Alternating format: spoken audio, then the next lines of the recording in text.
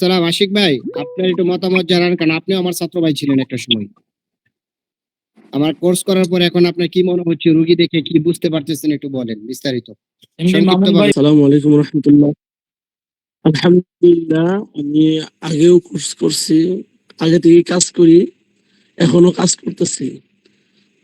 হাফেজ উস্তাদ সামাদুল ইসলাম সাহেবের কাছেও কাজ করতেছি, যেহেতু ওনার সাথী ভাই আমি পরিচয় দিচ্ছে।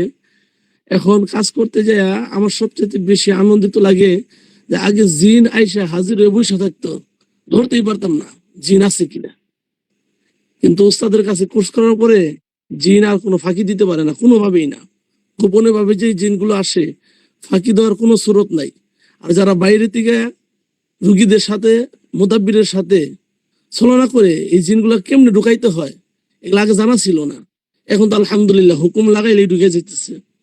আরেকটা বিষয়, জয়নাল ভাই যেটা বলে গেছে, জয়নাল আবেদিন ভাই, এখন নিয়ামত প্রাপ্ত না হইয়াও নিয়ামত প্রাপ্তর মতো কাজ করতে পারতেছি। যেমন গত 2 দিন আগে এক রুগী বলছে যে এই কয়টা জিন দেখতেছি। আমি বলছি না এই কয়টা না, আরো আছে, দেখেন বালকিরা। সে পুতুল এই কয়টা দেখতেছে, আমি বলছি আরো আছে, দেখেন বালকিরা।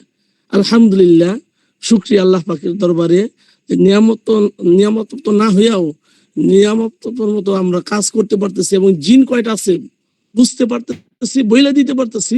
এরপরেও ওনারা দেখতেছে, এমনকি কাজ ক্লিয়ার হইতেছে। এমনকি কাজ আগে ক্লিয়ার হইতো না, যে সমস্ত রুগীদের কাজ আমার ক্লিয়ার হয়েছিল না, উস্তাদের কাছে কোর্স করার পরে এই তরজে কাজ করার পরে আলহামদুলিল্লাহ আমার কাজ পরিপূর্ণ হইতেছে এবং রুগীগুলো সম্পূর্ণ সুস্থ। শুকরিয়া আল্লাহ তাআলা উস্তাদের নেক হায়াত দান করুক, এটা আশা করি আমি শেষ করতেছি। আসসালামু আলাইকুম ওয়া রাহমাতুল্লাহ।